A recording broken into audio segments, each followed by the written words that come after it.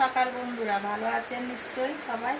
এই দেখুন আমি আজ রান্না করছি। আজ মানে রান্নাটা একদম আবোল তাবোলই, আমার শরীরটা ভালো না, রান্না করতে ইচ্ছা করছে না। তার জন্য দেখুন এরপর তো চাল পটল বলতো, পটল দিয়ে আর গোবিন্দভোগ চাল দিয়ে। তা আমি সেই রকমই করবো ভেবেছিলাম, কিন্তু আর রান্না করতে ইচ্ছা করছে না বলে তার সঙ্গে একটু আলু দিয়েছি আর একটু সয়াবিন দিয়েছি। এইবার দেখুন আমি বানাচ্ছি। এরকম কড়াই তেল দিয়েছি, তেলে এই যে দুটো গোটা গোটা তেজপাতা, গরম মশলা ফোড়নে দিলাম। তেলটা তুলে পটল আলুগুলোকে ভাজবো। পটল আলুটা ভাজা হয়ে গেছে। হ্যাঁ, এবার এতে সয়াবিনটা দিয়ে দিচ্ছি।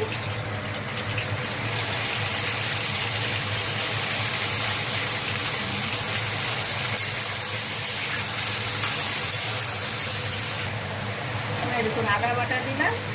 এবার এই যে গুঁড়ো মশলা, ধনে গুঁড়ো,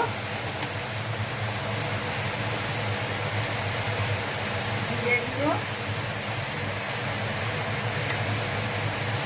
নুনটা আন্দাজ মতো দিতে হবে, চালের সঙ্গে থাকবে নুন।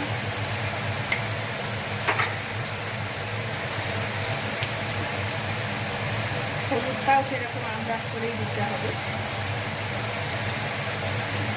দিয়ে দিলাম। এগুলোকে দিয়ে আবার ভালো করে ভেজে নেড়ে চেড়ে আবার ভাজবো।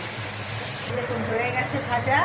পটল আলু সয়াবিন মশলা দিয়ে ভাজা হয়ে গেছে। আর এখানে এই যে ধুয়ে ভিজিয়ে রেখেছিলাম গোবিন্দভোগ চাল, সেই চালটা এবার এটাকে নেড়ে চেড়ে যতটা চাল তার ডবল জল দেবো, দিয়ে সেদ্ধ হবে।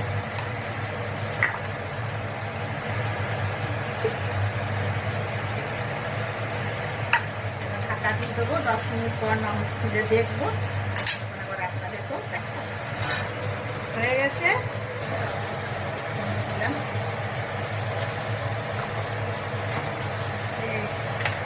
গরম মশলা,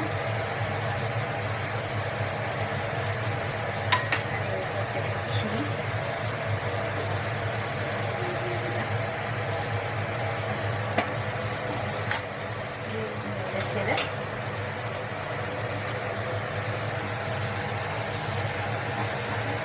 দেখুন এটা বানালাম, এটা আমি খাবো। এটা খেতে খুব ভালো লাগে, ফাঁকিবাজি রান্না।